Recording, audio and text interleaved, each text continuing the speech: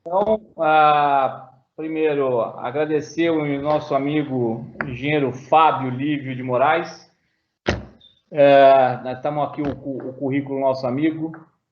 Engenheiro civil, formado em 1983 pela Pontifícia Universidade Católica de Campinas, sócio proprietário da Tubos Cravados Sistema Não Destrutivos, 25 anos de experiência de campo em obra de tubulação subterrânea, 15 mil metros executados de tubulação por sistema não destrutivo de tubo cravado, perfuração direcional,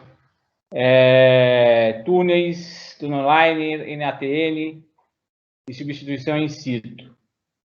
Nosso convidado de hoje, obrigado por ter aceito esse nosso convite para estar aqui enriquecendo aqui com a sua experiência. Então, Fabião, a palestra é sua. Tá bom. Como está a história da tela aí? Está aparecendo? Aparecendo. Tá.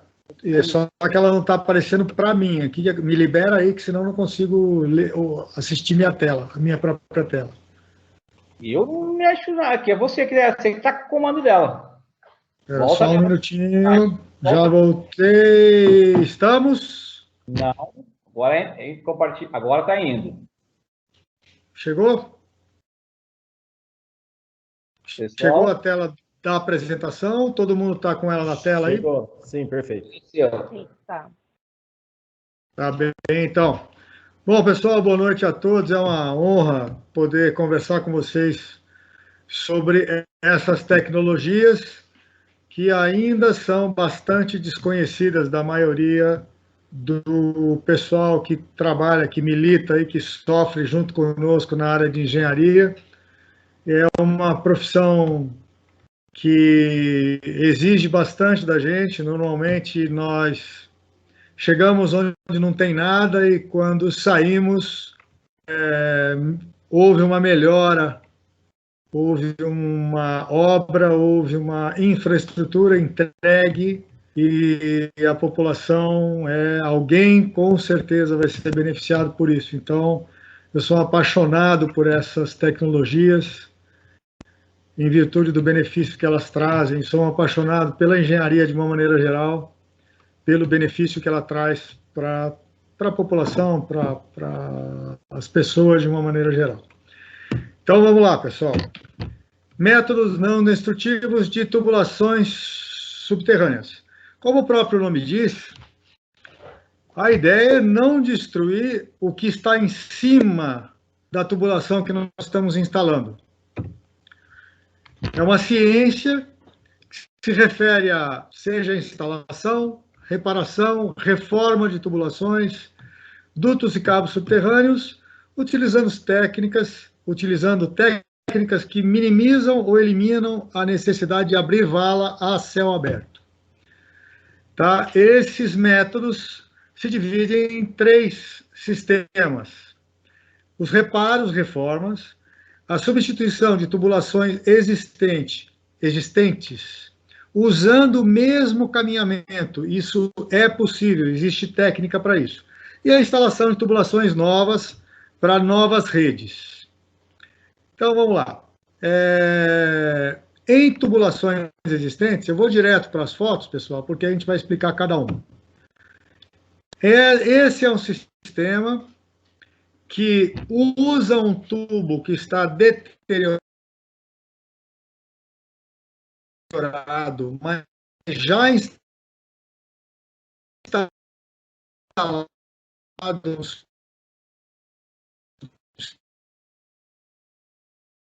Fábio, está cortando um pouco. Repete, por favor.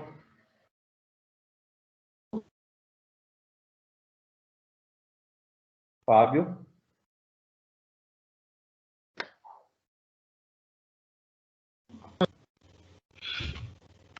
Fábio, está me ouvindo? Voltou, pessoal, voltou. Tivemos um problema. A tela voltou? A tela está aqui, a tela não saiu, pelo menos. A tela não saiu.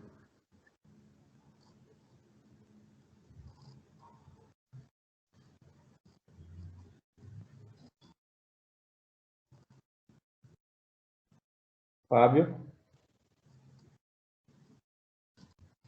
Congelou. Edmar, será que a gente consegue, você consegue colocar para a gente compartilhar? E aí ele só faz a apresentação? Ele fala? Será que fica melhor para ele, para carregar? A apresentação voltou para a tela de vocês? A tela para mim... Ainda não está aparecendo não. Todo mundo... Ainda não. Não voltou ainda, pessoal? Tá travada. Para mim tá aparecendo. Para mim tá só a foto travada. Apareceu agora. Só um minuto, pessoal, só um minuto.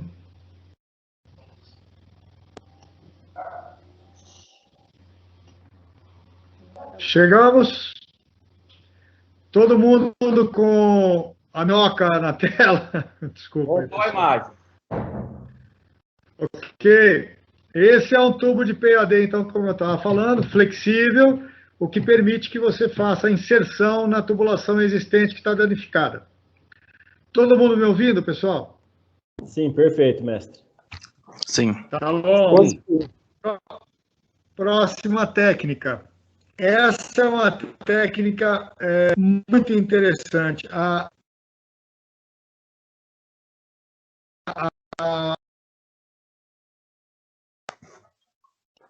Aqui começou a cortar de novo. Mangueira dobrada na tubulação danificada. Fábio, o som cortou. A gente não conseguiu. Com inflada, cortou. Cortou. Só a imagem nós estamos vendo. É só você repetir a fala.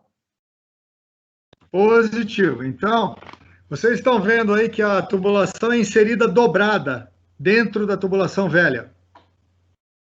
Positivo. Tá? Depois disso, é injetado ar quente nessa mangueira, ela preenche a tubulação velha e quando esfria, ela já pode ser utilizada como condutor.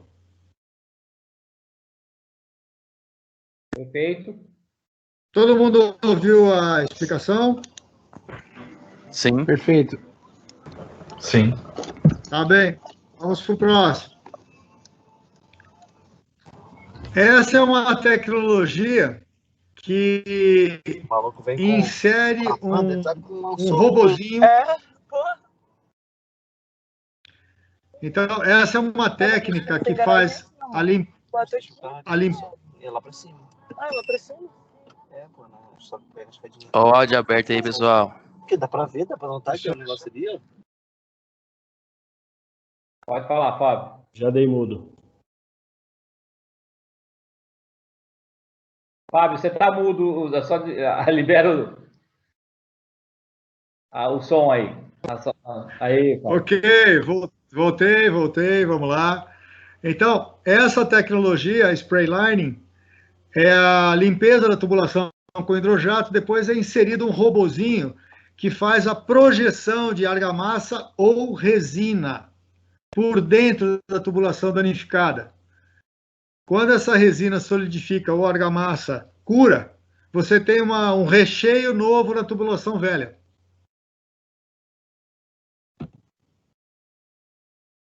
Beleza. Próximo slide, vamos tentar.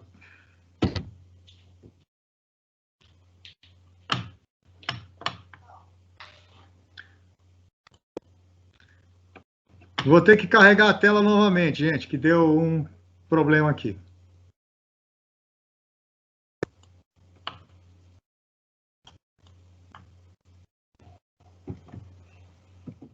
Aí. Vocês se lembram daquela primeira inserção, que era uma mangueira dobrada? A segunda inserção era uma mangueira dobrada dentro da tubulação. Então, esse é vamos dizer, a ampliação em, sei lá, 20 vezes daquela tecnologia. É uma manta, um tubo, mas feito uma manta que é inserida na tubulação velha. Depois injeta ar quente nela e com isso ela cura na parede desse... É um tunnel liner que está instalado aí na foto da esquerda.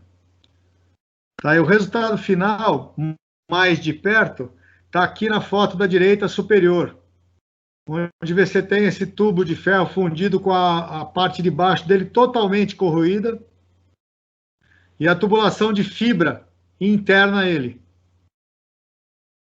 Tá? Isso aí é resina, é com uma manta e resina curada em loco.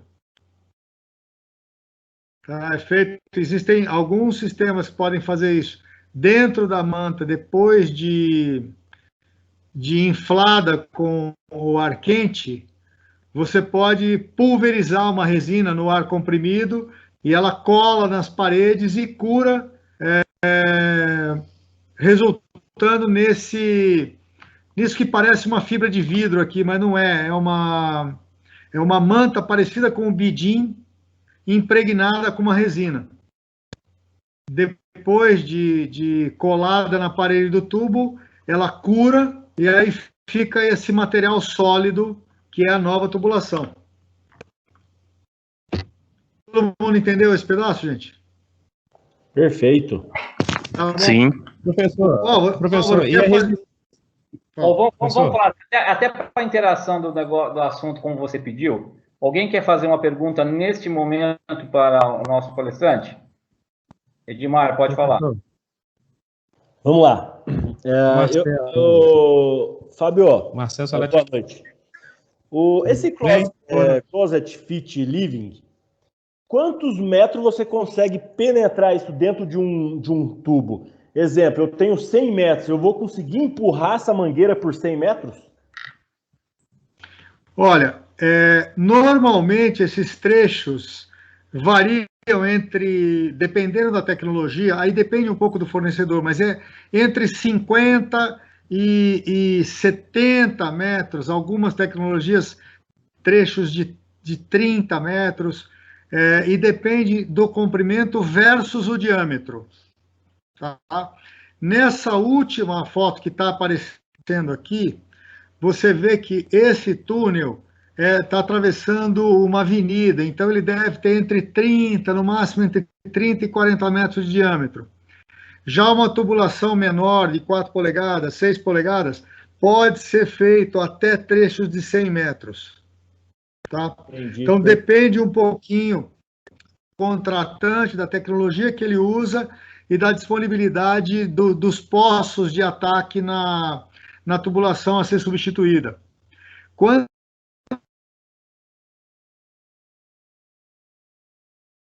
Caiu, Fábio, tá? Saiu o som, Fábio. Aproveitando, daí nós temos mais duas perguntas. Do Marcelo Moraes e do Marcelo Saletiel. Daí a gente segue, tá ok?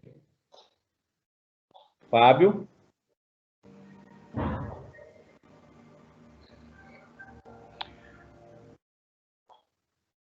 Interessante essa tecnologia aí, né, Álvaro? Não, o processo é muito interessante. Você vê que acaba solucionando vários problemas que a gente tem. E tudo desperdício que a gente tem de água, que é uma das coisas que corrói as empresas de saneamento, no geral, que a perda de água, tirando São Paulo, que conseguiu diminuir, mas você tem muitos locais, aí, muitos estados onde que a perda de água chega a 40%, 50% da água tratada. É uma coisa absurda, se você imaginar o desperdício e a oportunidade. É o que a gente está falando, é a apresentação do Fábio tem a enriquecer para a gente. Caiu bonito aí, pessoal. Caiu, Fabião, caiu. Aí eu tô só um minutinho que eu tô... Foi como você estava fora para tentar fazer uns comentários aqui da tecnologia e daquilo que a gente comentou. Eu usei um exemplo, no caso, na área de saneamento, quanto que a gente poderia estar fazendo de obras para diminuir o desperdício, né? Com certeza. E também, você imagina o que a gente poderia estar fazendo em... Espera aí, caiu a tela de novo, gente. Não, espera aí. explicada, o professor Rodolfo colocou a participação do pessoal. Pessoal, por favor, salve aquela tela lá para... Pronto, voltou. Tudo em ordem de novo, pessoal? Pode perguntar, por favor. Marcelo Moraes, pode perguntar, por favor. Boa noite, professor. Boa noite, engenheiro Fábio. Tudo bem? Interessante a palestra, bem, viu? Parabéns aí. Vamos lá. Obrigado. No caso aí, eu já cheguei a fazer alguns mapeamentos para a Enorsul aqui, só que eles usam o tatuzinho, eles chamam de shield, né, por baixo aqui, né? E me diga uma coisa, como o senhor usa coordenadas UTM para mapear esse trecho aí do caminho, por onde vai passar o equipamento, né, no caso aí a manta, né? E me diga uma coisa, o senhor consegue obter a planta de interferência, já que passa além de nó de tubo, a gente pode estar confundindo e perfurar, de repente pegar parte de elétrica, essas coisas todas. Como é que o senhor faz para mapear isso, o caminho? Bom, vamos lá. Até agora, a gente viu reparo de instalações existentes, então eu não preciso me preocupar com isso, nesse momento, tá? Com essas tecnologias, como eu já tenho uma tubulação que está funcionando, ou mesmo precariamente, uma tubulação que já existe, então as interferências estão fora do meu caminho. Essa mangueira é inserida numa tubulação que já existe, tá? Todas essas técnicas que nós apresentamos até agora são reparos e reformas de tubulações existentes. A gente vai agora para as trocas de tubulação e depois para instalações novas. Aí sim existe a necessidade de fazer o mapeamento de instalações existentes, mas usualmente o cliente, quando me contrata, ele já tem esse levantamento em mãos e o projeto já contempla tudo que tem no subsolo onde a gente vai atravessar. Perfeito. Só uma outra pergunta rápida. Quando o senhor tem uma parte que faz curva, o senhor é obrigado a abrir um poço nesse local que ele faz curva? O sistema do Depende passagem? Da técnica. Aquele robozinho, até 45 graus ele acompanha, tá? Até o joelho de 45. As mangueiras, se você tiver um desvio de 45, ela consegue acompanhar, porque você vai inserir uma haste de fibra primeiro para depois puxar a mangueira. Então, e tubulações menores com curvas longas, você também consegue acompanhar. Cotovelos e T's, você tem que abrir poço e fazer trecho a trecho. Beleza. Marcelo... Tá bom? Perfeito. Marcelo Salatiel, é a última nessa etapa. Daí a gente vai um pouco mais para frente e a gente faz outras perguntas. Marcelo Salatiel, pode perguntar? Boa noite a todos, né? Boa noite para o engenheiro aí.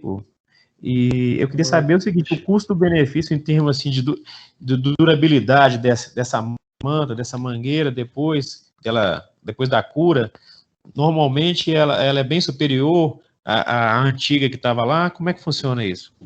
Tem uma média? No mínimo, você repõe mais uma vida útil. Então, se ela durou 30 anos, você tem mais 30. A tecnologia é feita para isso. Tá? Quando é inserção em PAD, aquela primeira tecnologia que você pega um tubo maior e insere uma mangueira flexível menor no tubo, o PAD tem duração ilimitada, não se conseguiu definir ainda o tempo de degradação dele. Então, até hoje não se sabe quanto tempo o PAD pode durar. Então, no caso do PAD, é indefinida a vida útil dele até esse momento. Ah, tá. Só na manta que você já tem essa noção que é o mesmo tempo de vida útil. Normalmente é o mesmo tempo de vida útil do ferro fundido, tá? Vamos botar assim, né? E um tempo bem, por exemplo, se a tubulação for daquele amianto, que é comum nas tubulações antigas, ou a cerâmica, então a manta vai durar muito mais, a resina vai durar bem mais do que esse material, né? Que é a vida do metal, né? Isso. Tem uma outra característica desses reparos que é muito interessante. É comum, tanto no ferro fundido quanto na cerâmica, você ter movimentações no solo e as bolsas sofrerem problemas de deslocamento. Tá? Com o revestimento resinado ou inserção de tubo flexível, essa tubulação nova acompanha esse movimento do solo. E aí você tem um plus na durabilidade da tubulação nova, né? Que é ela acompanhar esse movimento que a bolsa sofre, né? Durante a movimentação do solo onde ele está instalado. Legal. Ô, Robson, deixa o palestrante, o engenheiro Fábio, falar um pouquinho mais, daí eu abro a próxima pergunta com você, tá ok? Fábio, continua aí agora, vai. Vamos para o próximo. Bom, substituição em loco, pessoal, vou direto para as fotos, são sistemas que permitem que você entre com ferramental na tubulação e substitua essa tubulação por um diâmetro. Tá aparecendo. Nossa, pelo menos o meu. Microfone. Pode continuar, Fábio. Só confere se todo mundo está vendo a mesma tela, que é um pipe bursting, sistema de substituição. É isso? É isso aí. É isso aí. Tá bom. Então, esses equipamentos que vocês estão vendo nas fotos inserem uma ferramenta na tubulação velha, fazem o rompimento da tubulação. Na foto da direita superior e inferior do lado direito, vocês veem ferramentas cortando a tubulação. Tá? Esse sistema permite instalar uma tubulação de igual diâmetro ou até, vamos lá, uma bitola superior do rompimento da tubulação existente, alargamento do furo e reinstalação de uma nova tubulação. Tanto o pipe bursting, que é hidráulico, quanto o pipe craking, que é por percussão pneumática, fazem esse trabalho. Nas fotos que estão na tela de vocês agora, a foto do meio vertical, você vê o que parece meio que um foguete entrando na tubulação e com uma traseira alargada. Todo mundo está vendo isso? Perfeito. Então, a nova tubulação é uma bitola maior do que a tubulação existente, que está lá no barranco. Vê se vocês conseguem ver no corte do barranco a tubulação aparecendo lá com a ferramenta dentro. Do lado direito. Então, na foto vertical central. Tá ok. Lá no pé do barranco aparece uma borda da tubulação. É que nesse sistema, eu não sei se eu consigo, deixa eu ver se eu consigo botar o mouse aqui. Todo mundo está vendo meu mouse aí ou não? Perfeito. A setinha lá, essa aqui é a tubulação existente. Então, Opa, espera um pouquinho, gente. Esse ferramental aqui, olha, todo mundo vê meu mouse aí, não? Estamos vendo. Então, essa ferramenta alarga, estoura essa tubulação existente, alarga para um diâmetro imediatamente superior e instala essa tubulação preta de PAD no lugar. Agora, na foto superior à direita aqui, ó, já é a saída de uma ferramenta estourando uma tubulação de cerâmica. Todo mundo conseguiu ver aí? Sim. Tá? Bom, esses são os dois sistemas de substituição de tubulação por corte ou arrebentamento. Alba, se quiser liberar para a pergunta agora, depois a gente vai para as instalações novas. Tá bom. Robson, pode falar, Robson? Boa noite a todos e a todas aí, ao engenheiro Fábio, ao Álvaro. Sou o professor Robson, lá de dos Remédios. queria não só fazer uma pergunta, mas agradecer a presença aí de todos os alunos aí da Europan e do pessoal aí do Grandes Remédios que também está participando da palestra do colega Fábio aí, e o Rodolfo pela organização, né? Só, Fábio, eu também fui da Abrat e trabalhei um pouquinho com essa linha aí de MND, né? Método não destrutivo, trabalhei algum tempo na Sabesp, a gente sabe o quanto que isso avançou ao longo dos tempos, né? E acredito, só voltando àquela primeira pergunta, naquela sua primeira apresentação, que a gente tem de renovação de rede, o problema daquela primeira renovação de rede é que a gente ainda não pode fazer para distribuição, né? Infelizmente, porque senão a gente acaba tendo que fazer novamente todos os ramais. E como é que você vê essa parte Hoje em dia, a gente está tendo certificação para as pessoas, né, que estão trabalhando com esse tipo de trabalho. Você já começou a ter essa experiência com esse pessoal certificado ou não? Olha, eu acabei fazendo alguns treinamentos para equipes de contratante, né, na execução do tubo cravado, porque nós estamos trabalhando com um sistema agora que eu alugo o equipamento, né, que a gente vai ver no final da apresentação, e eu dou treinamento para as equipes do executante, tá? Agora, só voltando um pouquinho na situação que você falou para distribuição, eu já cheguei a trabalhar com aquele hidráulico em distribuição de rede de água de 100 milímetros. O pessoal estava fazendo o seguinte, juntava 4 ou 5 ramais em uma vala e fazia a substituição da tubulação até cada vala dessa, uns 30 metros, mais ou menos, dependendo do bairro. E chegou a funcionar bem, porque a gente conseguia deixar todas as entradas das residências livres da interferência da vala. Aí não precisava chapa, nada, escolhia os locais para fazer essa concentração de ramais, sabe? Então acabou funcionando até que relativamente bem, com todos os problemas que o MND na parte de distribuição traz, mas acabou interferindo, menos que 50% nos pavimentos, calçadas, esse tipo de coisa. Tá? Ótimo. É isso. Mas a certificação de pessoal, só complementando com a sua pergunta, certificação de pessoal hoje, eu vejo, às vezes, um pouco de exagero na burocracia, tá?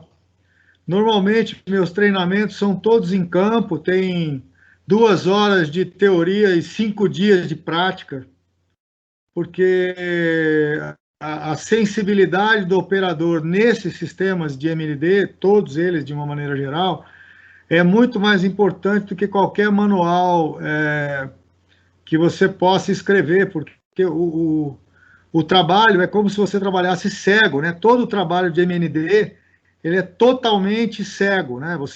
A cada avanço, uma descoberta, né?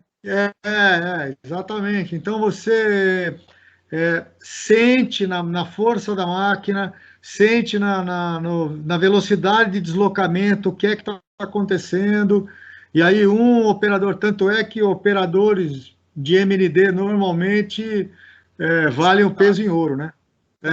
São disputados porque é muito importante um bom... Você põe uma máquina de 1,5 milhão de euros na mão de um cidadão e depende exclusivamente dele o comportamento da máquina. Então, e a vida útil da máquina, que é outra preocupação também. Então, o que eu até... normalmente, quando eu converso com o pessoal de grandes autarquias, né, ou grandes empresas, Vale, Dow Corning, Sabesp, Comgás, tal, a gente procura, né, conscientizar esse pessoal, vamos diminuir um pouquinho a burocracia e aumentar a técnica, efetivamente, a tecnologia envolvida nos treinamentos, nas certificações, porque é o que realmente vai fazer a diferença. Perfeito. Muito obrigado aí pela resposta e Parabéns aí pelo evento, viu, Álvaro? Pessoal aí da Europan e a todos os alunos e alunas que estão presentes, tá bom? Vamos prosseguir aqui, que o assunto ainda gera bastante perguntas, não, Fábio? Obrigado, viu? Com certeza. Tá participando da nossa semana aí.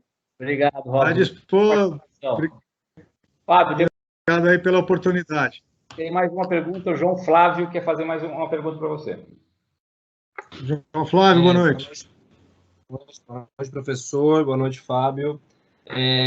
Sobre esse método pipe cracking, bom, antes de introduzir, eu estou trabalhando nessa operação que está tendo da limpeza do Rio Pinheiros, então a gente está tendo muitas obras, né, de rede de esgoto, de saneamento, e trabalham, né, com métodos destrutivos e com MND, diversos. Mas o que eu não tenho visto na prática é o pessoal usando esse pipe cracking. Normalmente eles optam por abandonar uma rede e fazer um tubo cravado, né, ou um HDD. Por que a pergunta é o seguinte: quais são as limitações para esse método construtivo e por que a Sabesp, como geral, não tem usado na prática, né, as suas contratadas? A pergunta é essa.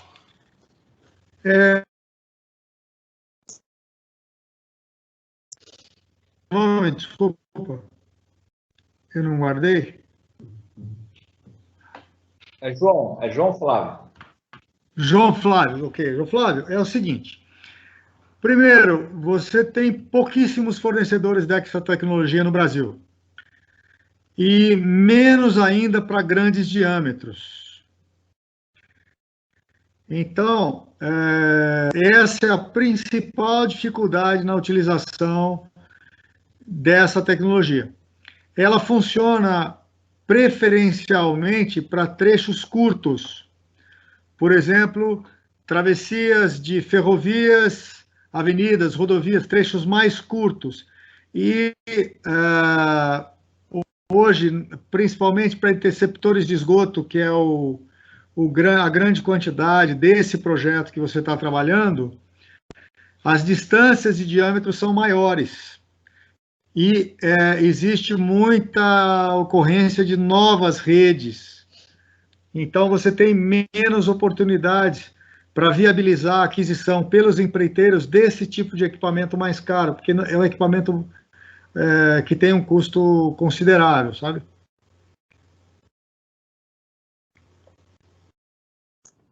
Ok, muito obrigado, Fábio. Você conseguiu ouvir a explicação toda? Consegui, perfeitamente. Obrigado, Fábio. Tá bom, então. Continua aí. Vamos para frente. Bom, chegamos nas tubulações novas. Vamos lá. Então, esse é o método mais conhecido de todos, perfuração direcional.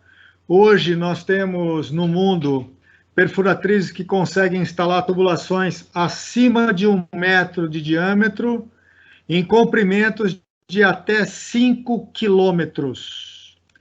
Então, essa tecnologia evoluiu consideravelmente. Os preços acompanharam a evolução. Tá? A gente está falando de obra de milhões de dólares hoje, de perfuração direcional. A última que eu acompanhei instalou um tubo de 800 milímetros em 3,5 km no Guarujá, entre o continente e a ilha. Então, foi uma obra espetacular aí de saneamento. Se não me engano, era uma adutora, eu não tenho todos os dados, mas eu sei que essa obra aconteceu. Tá? Então, é uma tecnologia bastante difundida. Já temos fornecedores nacionais de excelente desempenho, qualidade e pessoal que sabe trabalhar muito bem com essa tecnologia.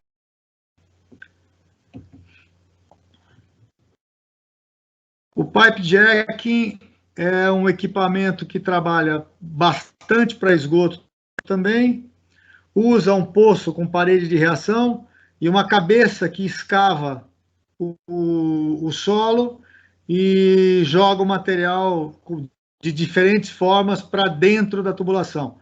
A instalação da tubulação, a tubulação é de concreto, ela é instalada com macaco hidráulico em segmentos dependendo da marca, dos mais variados tamanhos, comprimentos, diâmetros, isso é bem variado mesmo. Um dos grandes custos dessa instalação é o poço de ataque, porque ele precisa de uma parede de reação para o macaco hidráulico. Vocês podem ver do lado direito as 3 fotos. A do meio mostra bem a parede de reação com as vigas metálicas e o console de concreto ali instalado para o macaco hidráulico poder fazer a reação dele. Esses equipamentos são para shield, é uma tecnologia muito parecida com o pipe jacking, tá? Então, existem shields de frente aberta, onde o material é coletado a seco para dentro da carcaça. Existem shields de frente fechada para trabalho em terreno molhado e terreno ruim, que recolhe o material com betonita, dissolvido em betonita, e esse material é bombeado para fora da tubulação. Então, são vários fornecedores, várias técnicas também, mas é um equipamento de uma capacidade muito grande e com preços equivalentes também, além dos poços de ataque que tem aquela estrutura de reação para o macaco hidráulico. A boring machine é um outro equipamento que instala com uma cabeça rotativa e roscas por dentro da tubulação de aço que removem o material por dentro dos segmentos, tá? Também é bastante usado, mas ele devagarinho está sendo substituído pelo tubo cravado em virtude da facilidade lá que o tubo cravado tem, né? Esses são alguns mini túneis de chapas corrugadas, o famoso túnel ármico. Ele é chamado de túnel ármico porque a primeira empresa que trouxe para o Brasil essa conformação das chapas e a tecnologia de escavação e montagem do escoramento com chapas segmentadas foi a Ármico, ela é a mais antiga, então é conhecido como sistema ármico de túneis. Esse é o túnel NATM, que é o concreto projetado com acelerador de pega e malhas de contenção e de estruturação. É possível fazer túneis com essa tecnologia de grande diâmetro, mas a partir de 1,40 m já é possível executar.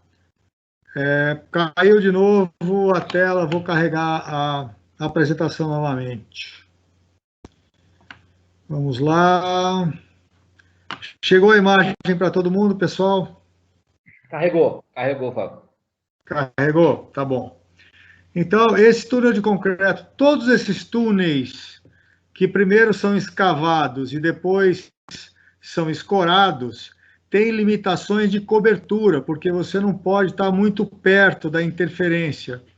Só para vocês terem uma ideia, no ármico e no NATM, a cobertura mínima é o diâmetro do tubo vezes 1,2, 1,5, depende do tipo de solo que você está trabalhando. Porque justamente ele é escavado primeiro para depois ser escorado. Então, para você escavar um maciço e depois escorar, esse maciço tem que se manter estável enquanto você monta o escoramento. Seja ele qual for, chapa, ou escoramento comum com viga de madeira ou o concreto projetado. Tá? Então, existe essa limitação de cobertura que, se não for respeitada, você pode ter colapso da estrutura de suporte do túnel e ter aí um problema meio sério com comprometimento da estrutura que está sendo atravessada, do maciço de terra que está sendo atravessado.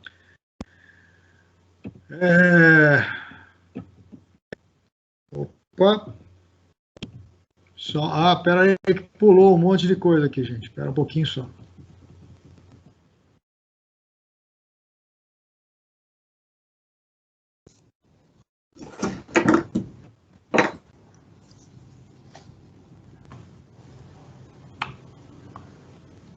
Se parar aí, vai ter perguntas, né, Fábio?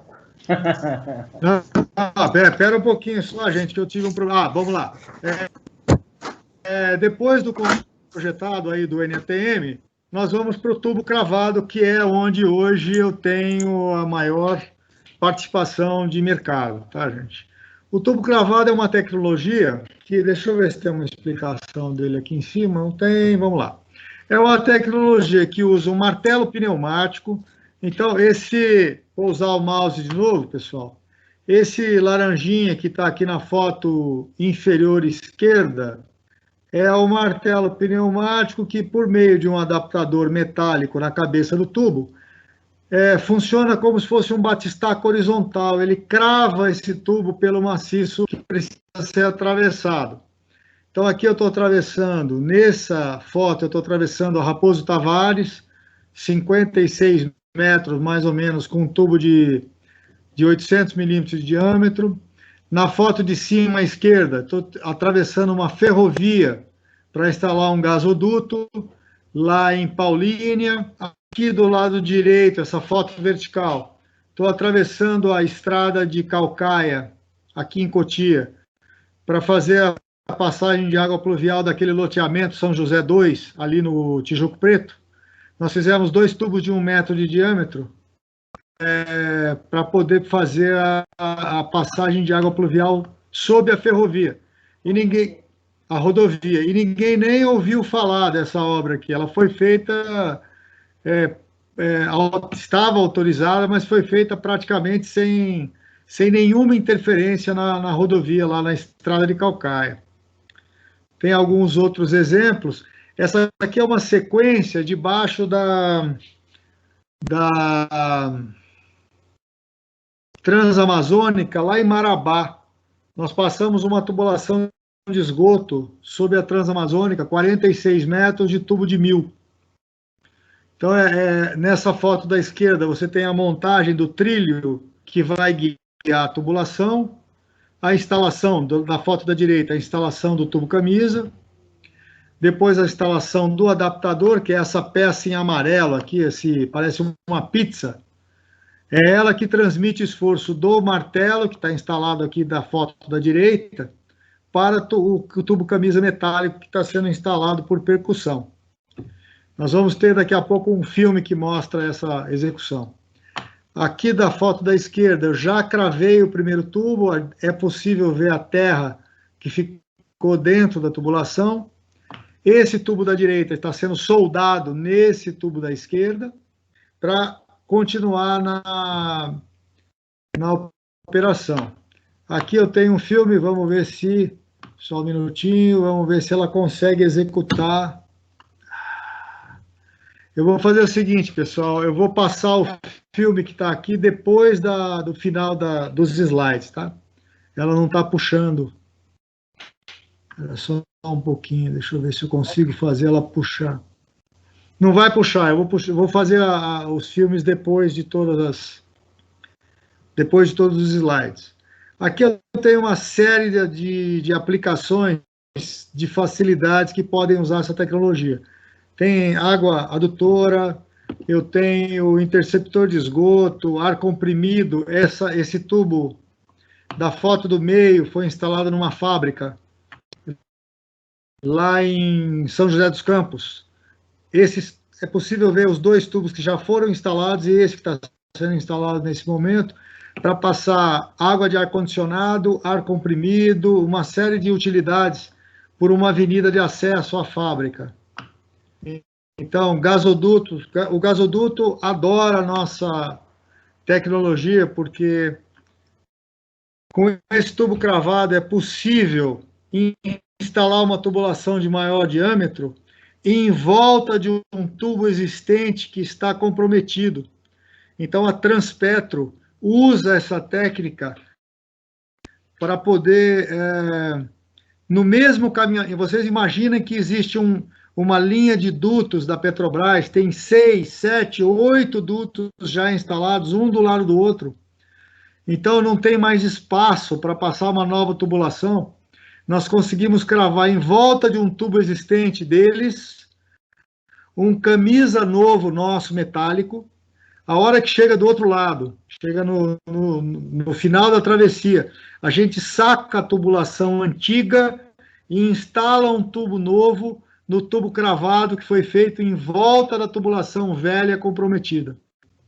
Então, isso dá uma flexibilidade para eles trocarem todas as tubulações de um trecho sem alterar a disposição da tubulação no trecho que está sendo atravessado. É uma forma de aplicar essa tecnologia que a Transpetro gosta muito de usar. Aqui eu gosto de brincar que essa é a Ferrari da nossa tecnologia. Com o tubo cravado, uma sequência de tubos cravados, um ao lado do outro, eu consigo fazer um viaduto não destrutivo. Vamos lá. Então, eu começo a cravar um ao lado do outro, tubulações sequenciais.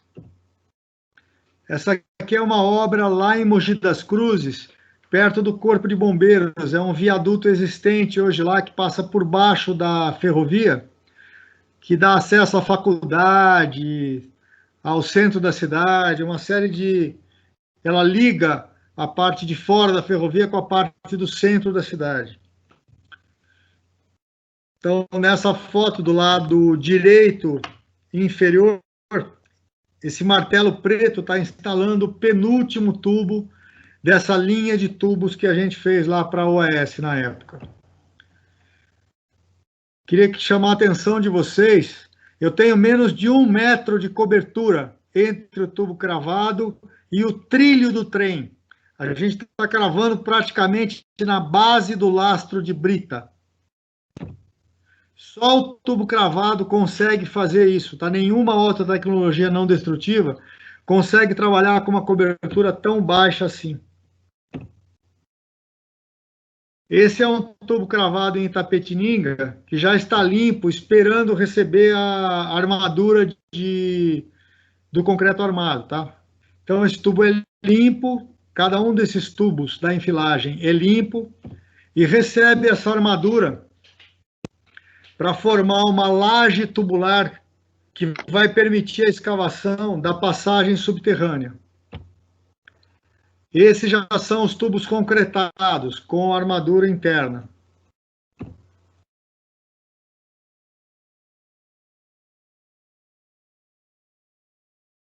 Mas no futuro vão ser pilares do concretagem dos tubulões.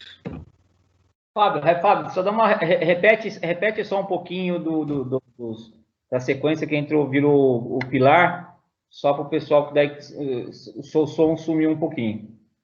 Aí. Vamos lá. Aqui, esse tubulão está sendo descido, né? Até a cota da base. Então, ele está sendo executado como se fosse uma fundação. Só que parte dele vai ser usado como pilar do futuro viaduto. Tá? Porque o futuro viaduto vai ser escavado nesse maciço que está embaixo da ferrovia. Okay. Essa é outra etapa da execução do tubulão. Nesse caso, foram feitos 4 tubulões, tá? O viaduto vai ter um vão livre de 18 metros. Essa é a armadura da viga pórtico, que vai descarregar o esforço da laje tubular nos tubulões que vão ser os futuros pilares. Essa é a forma das vigas pórtico. As vigas concretadas e desformadas. Em nenhum momento houve interferência na passagem do trem. Toda essa operação foi feita com o trem circulando normalmente. E é cargueiro, é ALL, que traz minério e traz grãos, tá? Traz agroprodutos do interior. Aqui já começou a escavação, é visível onde estão os tubulões e tal, e as vigas, começa a aparecer a estrutura. Isso aqui é uma vista da escavação escavação já dando passagem para as máquinas. Já é possível aqui, olha, eu vou colocar o mouse na posição, já é possível enxergar os antigos tubos ali, os tubos que foram instalados como vigas tubulares, tá? Olha o trem passando enquanto está sendo feita a escavação. Essa é uma vista dos tubos ainda sem o acabamento, tá? Os tubos crus só foram escavados aí e liberados. Uma outra vista da mesma condição. Esse aqui já é o viaduto acabado. Esses tubos foram pintados e deixados aparentes. Não foi necessário nenhum tipo de acabamento, nem concreto projetado, nada. Ficou a carcaça metálica aparente. Aqui uma vista do viário pronto, né? Viaduto pronto. Aqui foi executada uma cortina de contenção. Deixa eu achar, ó, aqui. O pessoal consegue ver o mouse aí? Sim. Aqui foram feitas cortinas de contenção só para segurar esse barranco aqui, que durante a execução, essa terra foi mantida aqui, foi escavada só para fazer as cortinas, tá? Depois ela foi mantida aqui, e nessas pontas aqui que você está vendo, dos dois lados, chama-se área de sombra. Existem tubos aqui em balanço, nessa viga, para que esse maciço não sofra nenhum tipo de esforço nesse triângulo aqui, onde eu tenho o enfraquecimento do maciço de repouso, tá? Onde vai receber o descanso do trilho. Por isso que eu tenho esse prolongamento da viga, aqui em balanço após os pilares, para fazer o casamento entre a estrutura e o maciço existente. Aqui é uma foto bem de perto da tubulação pronta. E aqui é o viário já com o paisagismo, a obra pronta em si. Tá? Esse aqui é o viário de Mogi das Cruzes. E agora vou tentar fazer o filme. Vou tentar localizar os filmes porque ele não trouxe o PowerPoint, acabou não trazendo. Espera só um pouquinho, pessoal. Professor Alvo. Pode falar, Edmar. Vendo o engenheiro Fábio fazendo isso daí, a ideia é exatamente começar uma casa pelo telhado, né? É mais ou menos assim, né? Por aí. É exatamente isso. Fábio, enquanto você vai ajustando, posso abrir alguma Ô, pessoal, deixa eu diminuir o volume aqui do filme. Tá visível o filme para vocês aí? Para mim, não. Alguém está enxergando? Não, negativo. Espera um pouquinho, então, eu vou carregar, só um minutinho. Onde estamos? Compartilhar.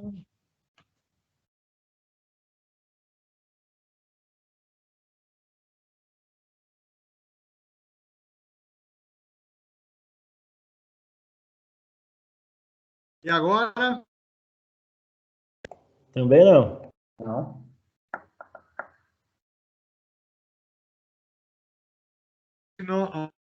Meu Deus, caiu. Voltou, gente? Estamos te ouvindo.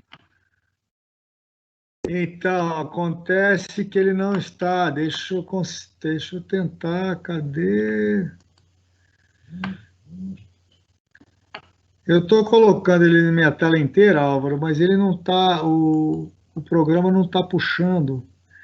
Eu vou fechar a apresentação, gente. Espera só um minutinho aí. Vou fechar a apresentação, eu descarrego um pouco das telas.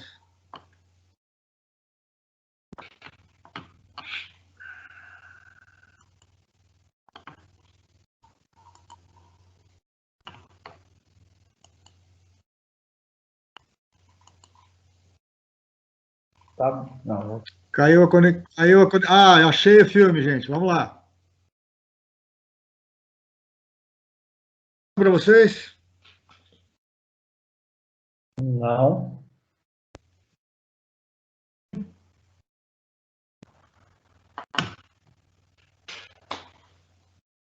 Álvaro. Te ouvindo. Está me ouvindo agora? E apareceu Apareceu. Tá, a conexão tá ruim, mas ele vai picar um pouco, mas vai rodar, tá? Vamos lá.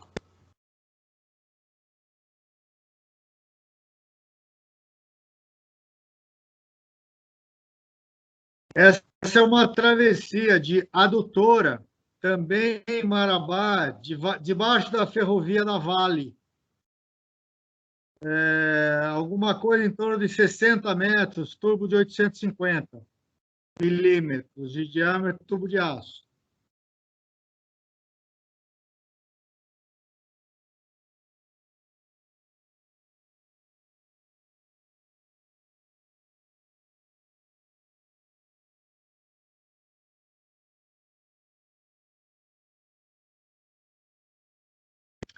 Então, uma coisa que eu queria chamar a atenção de vocês é que é visível aí que a infraestrutura necessária para trabalhar com essa tecnologia é mínima. Eu preciso de uma escavadeira para manobrar, um gerador e uma máquina de solda para soldar um tubo no outro e um compressor que não aparece aqui porque ele está um pouco para trás e um compressor para fazer o martelo funcionar. Então, é uma tecnologia que demanda pouca infraestrutura para ser utilizada. É um dos grandes pontos que a gente defende de aplicação dessa. Só mais um filme, vamos vê-lo.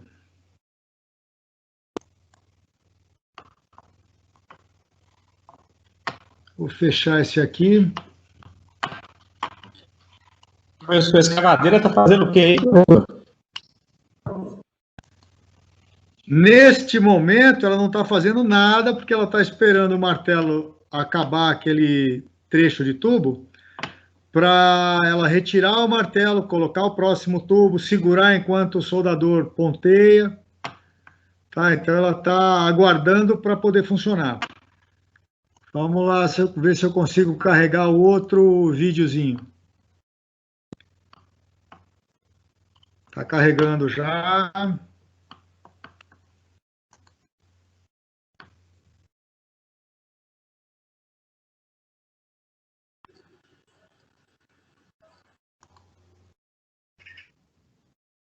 Opa, o barulho chegou, o filme não, espera um pouquinho.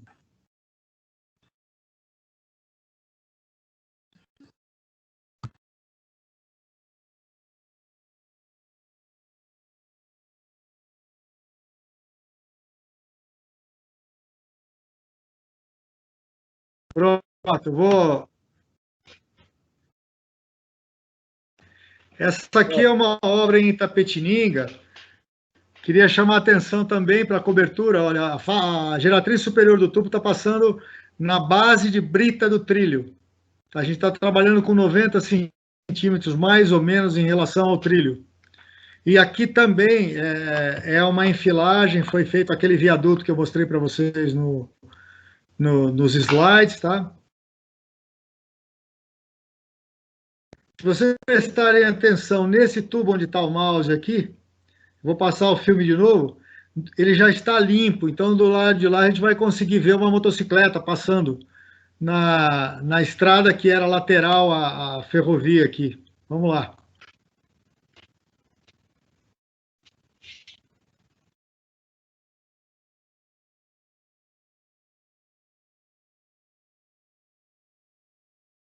Olha lá, pessoal.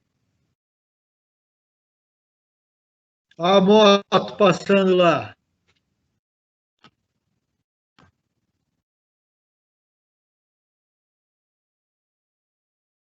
Então, isso só foi possível porque esse tubo já estava aberto e eu estou atravessando um talude, que é um maciço, né, que tem talude dos dois lados. Então, os dois lados estavam mais baixos do que a rede ferroviária. É a situação ideal para fazer viaduto não destrutivo. Quer liberar para pergunta? Vamos lá, quem tem perguntas? Sol.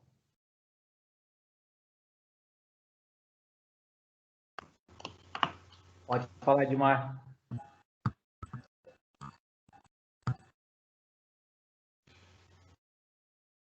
Edmar. Professor, a trepidação também ela é mínima, né? Por ter só 90 centímetros aí de solo acima da tubulação, quase não balança, né? Olha, Edmar, né? Edmar, é o seguinte, a trepidação do trem passando é maior... Oi? É Marcelo Salatiel que perguntou. Desculpa, Marcelo. É que o Edmar caiu, daí é o Marcelo. Tá, Marcelo, esqueci de tirar o mudo do microfone. Então, tá bom. A trepidação do trem passando em cima é maior do que a do martelo cravando. Bacana. Isso, deixa eu só explicar por quê. Porque você deve ter percebido que como o tubo fica cheio de terra, a interferência do processo no maciço de terra é só na espessura da parede do tubo, que para esses diâmetros maiores é de meia polegada, que dá 12,5 milímetros, mais ou menos. Então a interferência é muito pequena em relação ao maciço de uma maneira geral. Tá? E o esforço é todo concentrado no tubo. Por isso que você consegue atingir distâncias de 50, 60 metros com diâmetros de 1 metro. Tá? Então, é por conta dessa concentração do esforço só na parede do tubo.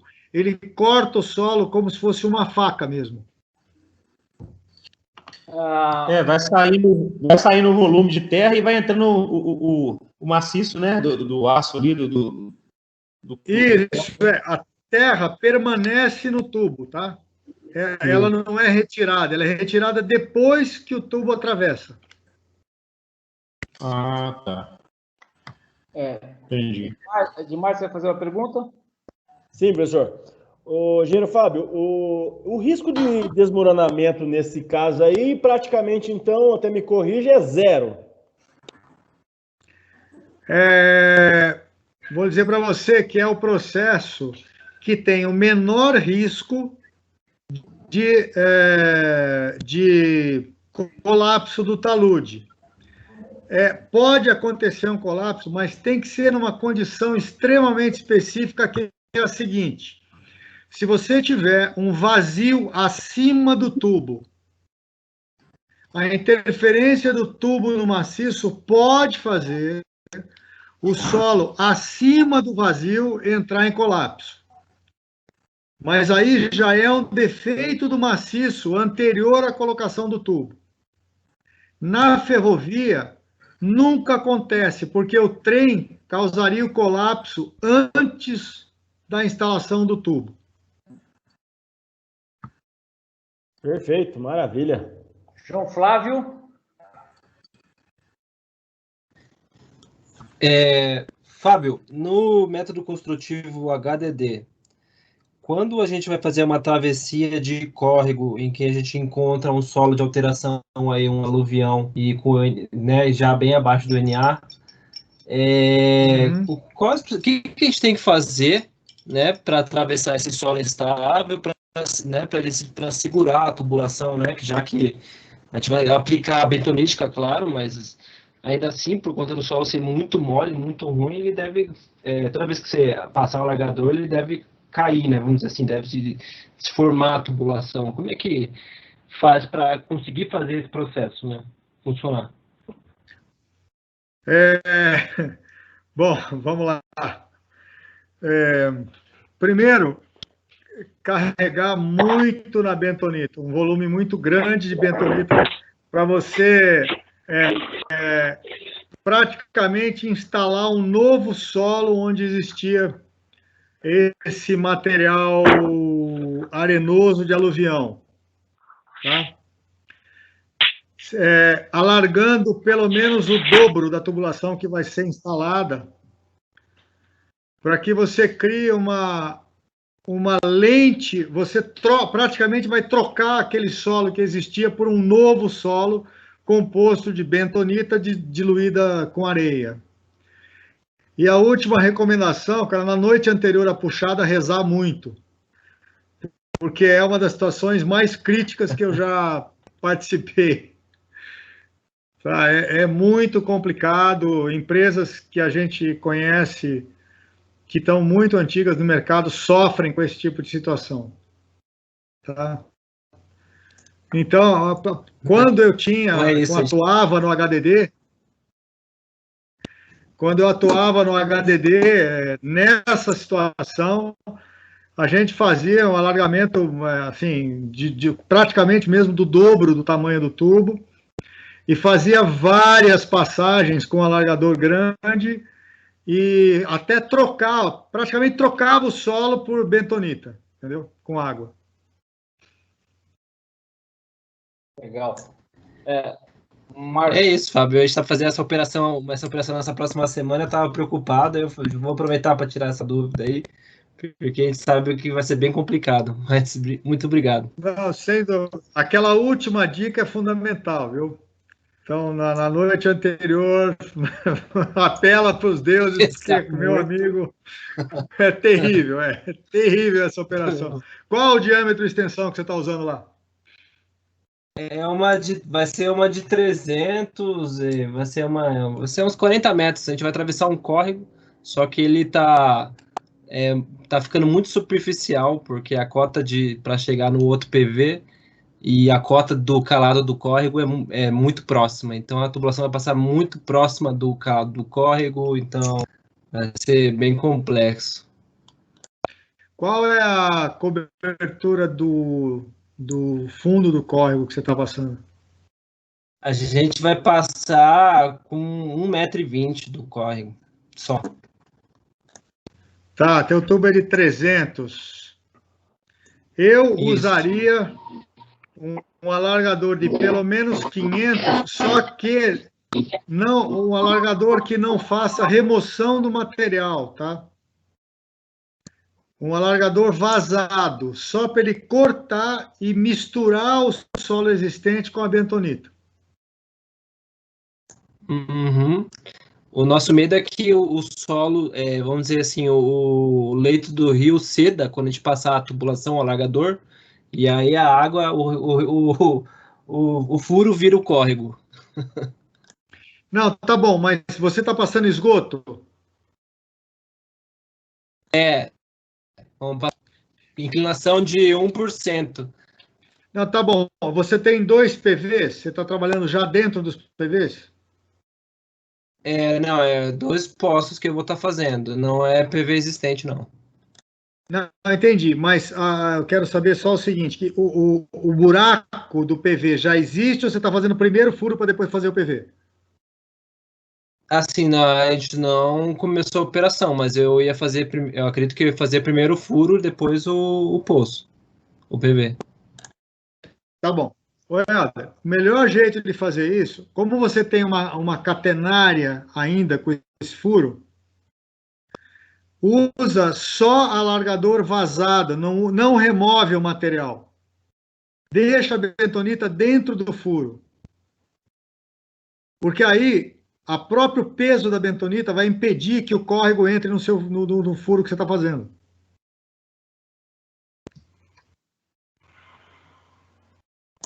Perfeito, muito obrigado. Vou usar esse conhecimento aí, vou jogar lá para o pessoal que vai operar a máquina, com certeza. Tá bom? Porque aí o que acontece? Como o córrego está abaixo da lâmina de bentonita que você colocou no furo, essa lâmina é como fazer parede de diafragma. A bentonita impede que o barranco desmorone. Entendi. Tá bom? Perfeito. Tá, muito obrigado mesmo. Muito obrigado. Uma aula. Obrigado. Marcelo Moraes, depois o Herbert. Eu de novo. Vamos lá. Referente à parte geotécnica, como é que o equipamento, se ele consegue ultrapassar rocha, caso pegue aí no ensaio de solo rocha? E se não, qual seria outro equipamento para complementar o trabalho desse? Você está falando do tubo cravado agora? Exato. Tá bom. Vamos lá. não há como identificar rocha no caminho da tubulação. Então, o que a gente faz é uma sondagem preventiva dos dois lados do trecho a ser atravessado, procura o histórico, porque normalmente, se eu estou trabalhando embaixo de ferrovia ou rodovia, existe um histórico da construção daquela estrutura. Então, ou é um aterro ferroviário, ou é um aterro rodoviário, ou é uma construção particular onde a gente tem alguma história. Mas, vamos lá, em situação que eu não tenho informação, se houver um rachão, por exemplo, o tubo ignora, ele passa batido. A pedra do rachão que estiver para fora da camisa é empurrada para fora, a pedra que estiver do lado de dentro é empurrada para dentro, meio a meio ele dá uma acomodada e joga para fora ou para dentro, e ele ultrapassa. Matacão, que seja menor que o tubo e esteja com a geratriz dele central, a geratriz, o eixo dele, para dentro do tubo, normalmente ele engole, para fora do tubo, normalmente ele empurra e dá uma desviada, o tubo de aço dá uma desviada. Se ele pegar muito lateralmente a um matacão, e se pegar uma rocha de frente, ele para. Quando ele para, a gente desliga a máquina, tira a terra e vai lá ver o que está acontecendo, porque normalmente eu instalo o tubo de 1 metro, de 80 para cima, tá? 80 centímetros, né? 800 milímetros. Então a gente vai lá ver o que está acontecendo, e aí, dependendo de onde parou, se era um canteiro central, a gente abre um poço e remove. Se não tem outro jeito, se é um tubo de 1000 milímetros, a gente vai lá com o martelete ou aquele...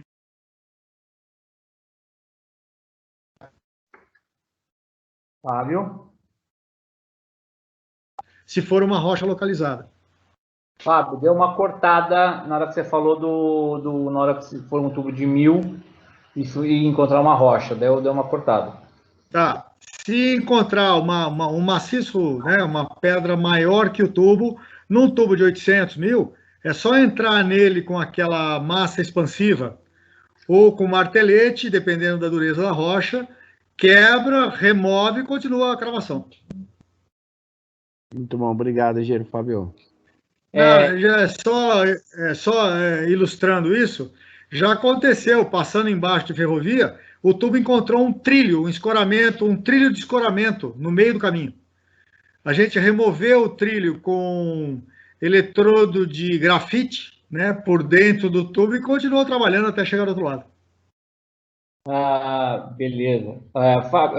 Herbert? Excelente, obrigado. Primeiramente, parabéns pela apresentação do engenheiro Fábio. Vou fazer uma pergunta aqui que eu acho que os alunos têm bastante dúvida e curiosidade. Qual que é o custo de manutenção de todo equipamento utilizado na obra? Qual que a quantidade de pessoas que trabalham numa obra dessa, tomando como base, por exemplo, uma escavação aí de uns 40 metros? E quantas obras dessa o senhor consegue fazer durante o ano? E qual seria o valor médio, mais ou menos, para o pessoal ter uma noção aí do futuro? Bom, vamos lá. A primeira coisa, você perguntou o custo do equipamento, né? Agora, de uma maneira geral, esses equipamentos de MND, de uma maneira geral, eles vão de mais ou menos uns $100 mil até o quanto a sua imaginação conceber, né? A gente tem equipamentos na faixa de equipamentos de maior porte na faixa de 5 milhões de euros. Então pode ser uma brincadeira pesada, vamos dizer assim. Nas operações de pequeno porte, normalmente são utilizadas equipes de 4 até 10 pessoas por atividade, tá? Então, dependendo um pouco da tecnologia e dependendo de qual o diâmetro que está sendo instalado. Que mais que você perguntou? A instalação, mais ou menos, no tubo cravado, que é onde eu estou trabalhando mais hoje, nós conseguimos instalar um tubo de 6 ou 12 metros por dia de trabalho. Essa é a média que a gente trabalha para orçamento e para cronograma com o cliente. O custo dessa operação, o tubo de aço subiu muito em virtude do dólar e dessa carência do material no mercado, né? Então, um tubo desse está custando hoje quase R$12, novo, né? Tubo novo, quase R$12 o quilo. Um tubo de 1 metro com meia polegada de parede pesa na faixa de 270 quilos. A gente está falando de mais de R$3.000 o metro do material, tá? Então, hoje o custo mais pesado da nossa tecnologia é o tubo de aço. Deixa eu ver outra parte da pergunta. Obras por ano. Eu tenho capacidade hoje, né? O nosso parque instalado tem capacidade hoje de instalar alguma coisa em torno de... São 5 martelos operacionais a 120 metros mês. Vamos botar um martelo de reserva para substituição. Estou falando em quase 500 metros de tubo mês, a capacidade instalada nossa hoje. Obviamente que a gente não tem essa demanda de obra hoje no Brasil. Tá? Quando está tudo muito bem, nós conseguimos 2 obras por mês, uma média, 2 travessias por mês. Tá? A gente está trabalhando mais ou menos nessa média. Tá? Então, por isso... Cortou, Fábio. Boa parte da... Oi, cortou? Uma cortada aí. Aonde? Você estava falando, depois que você falou da produção, da capacidade instalada, das 2 obras por mês. Entendi. Então, acho que faltou, então, a gente consegue produzir quase 500 metros mês, né?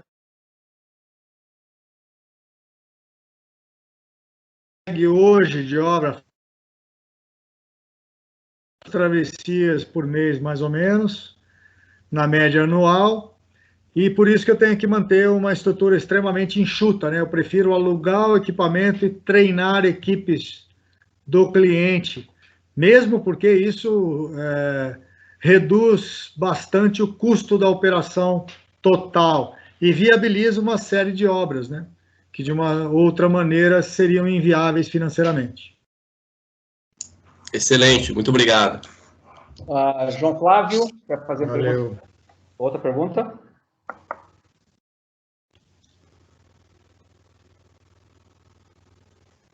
João? Mais perguntas? Oi, desculpa, tá me ouvindo? Estamos te ouvindo. Ah, tá. Fábio, como é que está a perspectiva do mercado aí para esse ramo atualmente? Como é que está? Então, João Flávio, eu diria para você, com o mesmo humor que eu comentei da reza lá para o meu amigo do Direcional, eu diria para você que acho que a gente vai chegar vivo no final do ano. Então, o marco do saneamento que o governo aprovou recentemente, o marco do gás, marco regulatório, né? O marco regulatório do saneamento e o marco regulatório do gás, pelo menos em teoria, vai aumentar o nosso mercado expressivamente. Eu vou ter a entrada da iniciativa privada no mercado, então a expectativa nossa é que a demanda por esse tipo de trabalho cresça, no mínimo linearmente, a partir do próximo ano.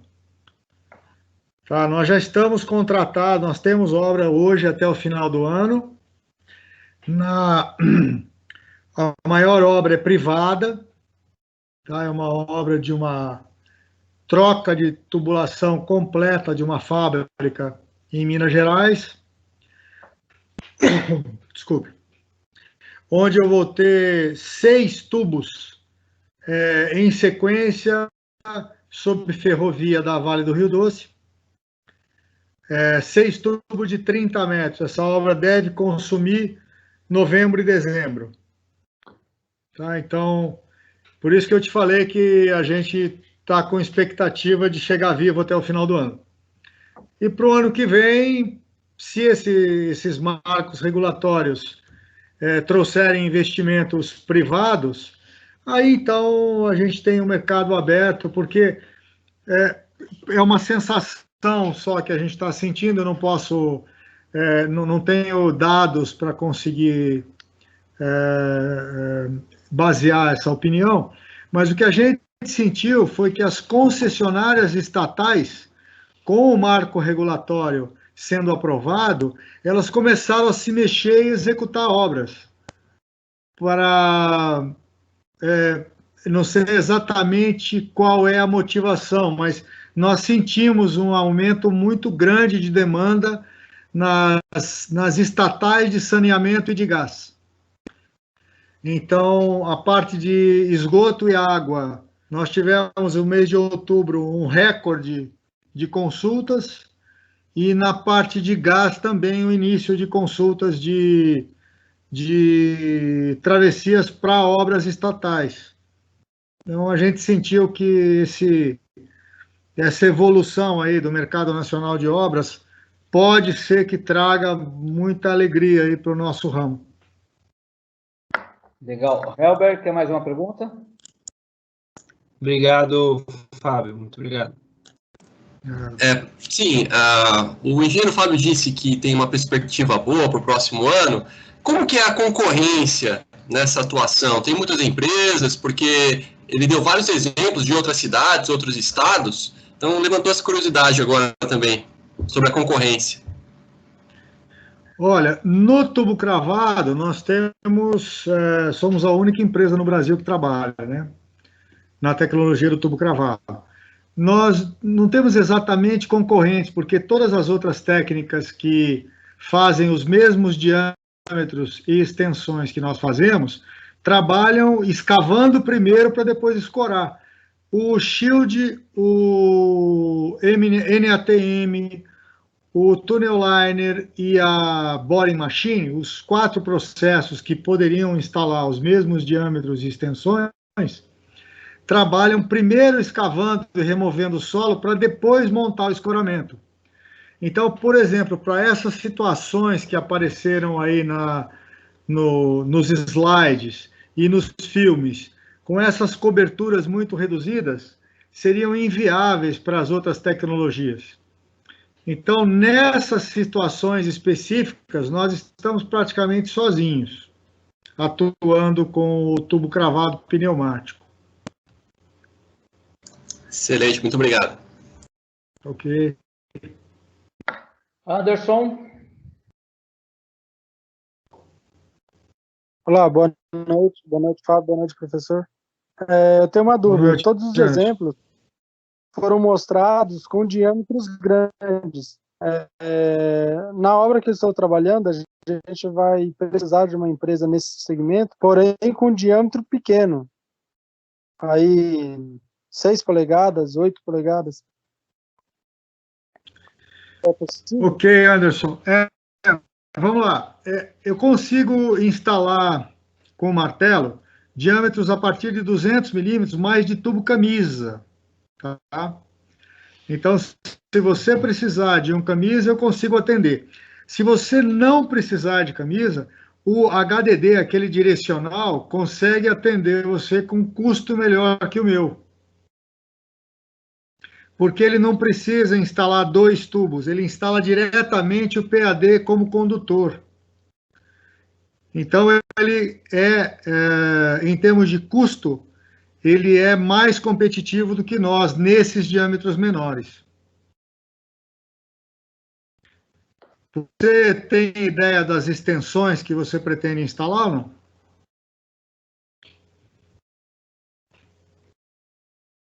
Não tenho certeza. De 30 a 35 metros para atravessar uma avenida. E é um furo só? Sim, apenas um.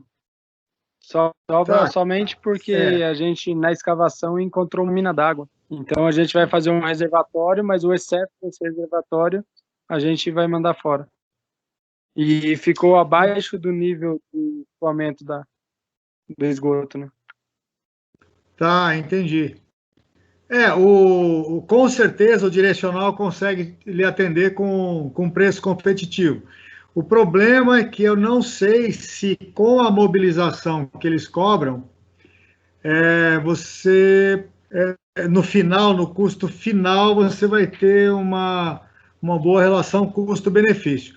A sugestão minha, o Álvaro pode passar meu contato depois, eu consigo orçar para você essa operação, e aí você orça também com direcional, e aí tem condição de escolher a melhor opção, tá bom? Ok, obrigado. Pode passar, Anderson. Passa a solicitação, para me lembrar. Aí eu já te passo o contato do engenheiro Fábio. Aí, Fábio, aí na verdade, sim. Aí nós vamos ter participação, tá? A gente vai rachar. Tem que... O famoso veja bem. Tem um veja bem final lá. Churrasco do fim de ano.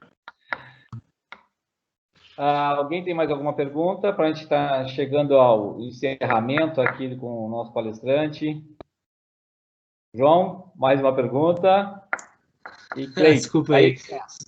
Uma curiosidade aí, engenheiro Fábio, nos anos aí que você tem de experiência, é comum, ou quantas vezes você já viu ter que resgatar um shield, porque encontrou rocha, ou matacões que não conseguiu tirar, travou e teve que abrir um poço e resgatar esse shield? Você já viu isso acontecendo? É comum por aí? Olha, perto, assim, bem perto de mim, 2 vezes.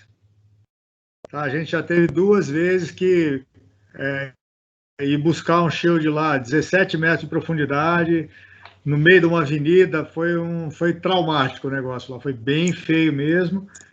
E não foi, na verdade, não foi matacão, ele achou uma lente de pedregulho abaixo do lençol freático com areia grossa. E era um shield que estava trabalhando no maciço de filito duro, era um shield de frente aberta. Então ele acabou colapsando, teve um problema meio sério aí E uma outra situação, aí um pouco mais raso, com 11 metros, foi rocha mesmo. Ele pegou de frente uma rocha e parou.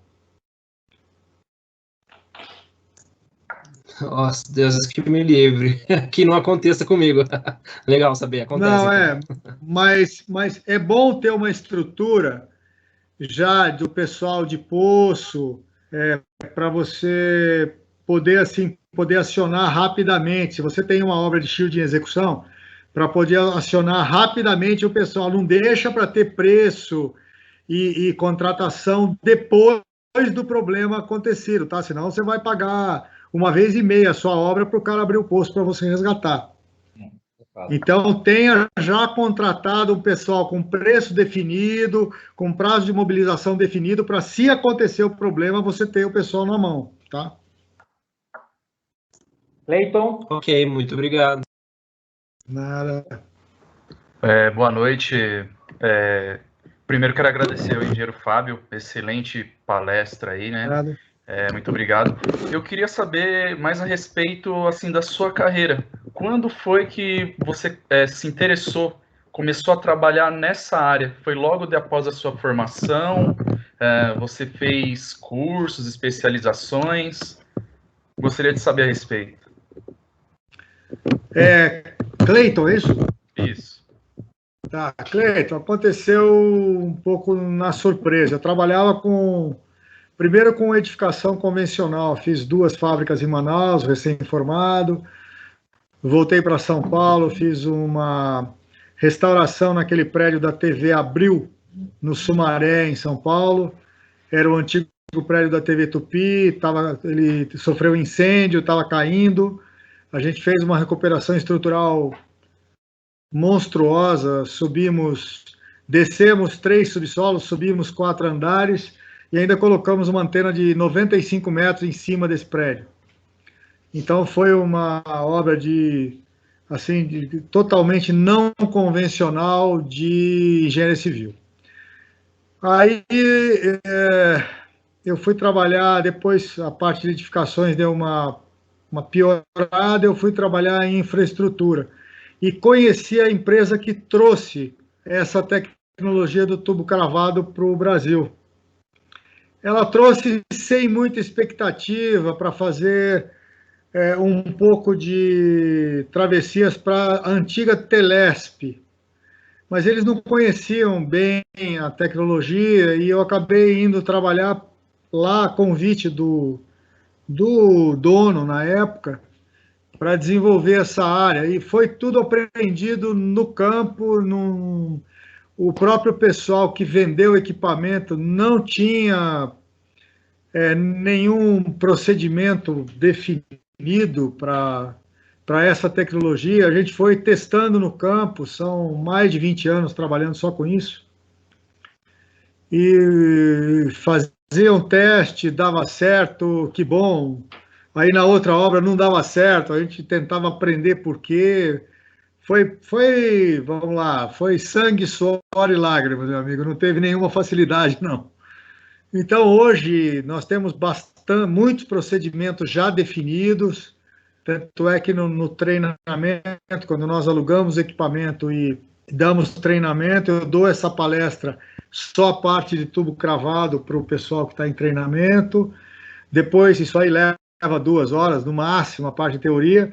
Aí é uma semana de campo, numa obra real e com orientação em todos os sentidos, em todos os detalhes da operação do martelo, tá? Nós já temos mais de 30 operadores formados no Brasil, gente que conhece, que já tem a manha de operar. Mesmo assim, toda vez que uma empresa vai começar uma obra que vai usar o nosso equipamento, a primeira travessia tem 100% de acompanhamento nosso. Depois que a gente confirmou que a equipe está toda redonda, aí eles são liberados para operar sozinhos, né, o equipamento. Então, essa tecnologia, ela tem um problema, ela é apaixonante. Depois que você vê a facilidade, a segurança, a simplicidade da tecnologia, é impossível para essas situações específicas a gente usar outra opção, sabe? Podendo, vale a pena usar, não é só propaganda, não. Tanto é que todo cliente que a gente tem que já usou, volta. Nunca aconteceu de um cliente usar a nossa tecnologia e depois optar por alguma outra coisa numa obra subsequente. Tá?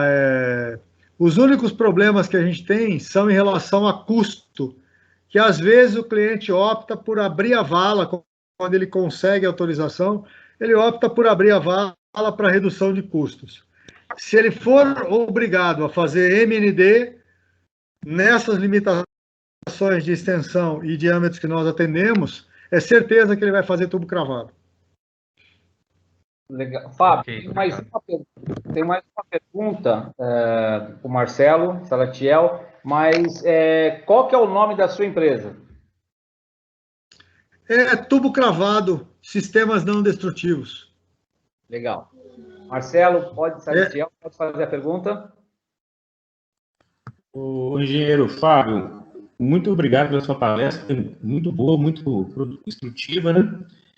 E a minha pergunta é uma curiosidade. Esse tubo cravado, quando você adquire ele, né, para o seu uso aí, ele tem um comprimento, vamos por um exemplo, independente do diâmetro dele, ele um exemplo, de 10 metros, que você compra, depois você tem que ir emendando, ou você que define o comprimento dele quando você está adquirindo, ou vocês que fabricam, como é que funciona isso aí? Olha, os tubos, nós podemos usar tubos de sucata para execução do camisa cravada. Então, no tubo de sucata, você pode ter comprimentos variados. O padrão de fabricação é em barra de 6 ou 12 metros. Então, para comprar tubo novo, você com certeza vai recebê-los em barras de 6 ou 12. Nos depósitos de sucata, existe muita sobra de produção da Petrobras. Às vezes, o fornecedor da Petrobras produz os pilotos para ela prova e essas amostras são vendidas para sucata. E eu oriento, a gente tem uns 4 fornecedores de sucata, e orientamos os clientes para procurarem primeiro nesses fornecedores, porque o tubo vai custar metade do preço do novo. Então, aí você consegue em diâmetros e extensões variadas, tá? Mas os novos são fornecidos em barras de 6 e 12. Ah, bacana. Tranquilo. Beleza, pessoal, para estar encerrando. Fábio, todo mundo que precisar ou que tiver interesse em conversar com o engenheiro Fábio, pode me solicitar que eu passo o telefone. E aí vocês podem conversar com ele, chamá-lo, tirarem dúvidas, usá-lo para TCC, aproveitar toda a experiência dele para ser um orientador. Então, vocês têm um monte de oportunidades aí com o nosso palestrante. Fábio, gostaria de agradecer a sua presença, agradecer a sua disponibilidade. Nós chegamos a ter 82 participantes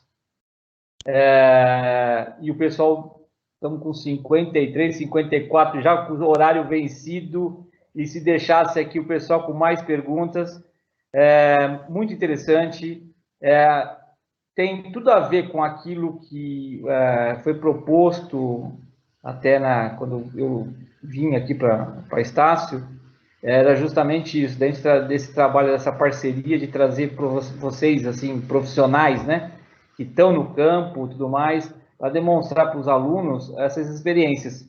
E eles vão conquistar essas experiências na vida profissional dele, que você deixou bem claro como foi as etapas, né, que a gente fala que vai pulando, e quando a gente comenta em sala de aula, e realmente vai pulando de um lado para o outro, vai conforme o mercado e vai agregando essas experiências profissionais.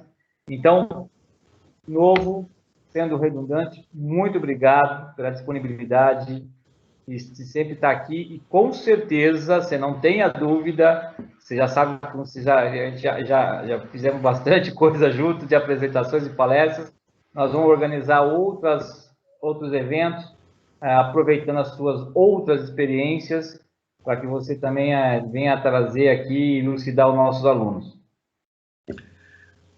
Ok, Álvaro, eu que agradeço a oportunidade de estar conversando com o pessoal aí, fiquei surpreso com a aceitação do que a gente estava conversando, é uma honra toda vez que a gente é convidado para falar para o pessoal que resolveu seguir a carreira. O que eu tenho para dizer para vocês que o que os espera na vida profissional não é fácil, é um ramo que exige muito do profissional, mas é extremamente gratificante, é uma profissão que traz progresso, que traz qualidade de vida para as pessoas e que no final de um bom ano de trabalho, você sabe, você que é profissional, que vai estar terminando o ano de trabalho, sabe que naquele ano você deixou um rastro de benefícios a todo mundo que vier a utilizar o que a gente constrói. O pessoal aí está de parabéns e eu agradeço de novo, e é sempre uma honra poder participar desse tipo de evento. Parabéns aí pela estrutura montada. Muito obrigado de novo pelo convite e pela oportunidade. Um abraço a todo mundo aí, gente. Obrigado, professor Robson, obrigado, nosso coordenador Rodolfo, e obrigado a todos. Boa noite. Boa noite, até mais. Obrigado, boa noite. Obrigada, boa noite. Obrigado, gente. Obrigado, Tchau, Fábio. Obrigado pela palestra, muito bom. Boa noite. Obrigado, boa noite. Ô, mestre Álvaro, até amanhã. Até amanhã.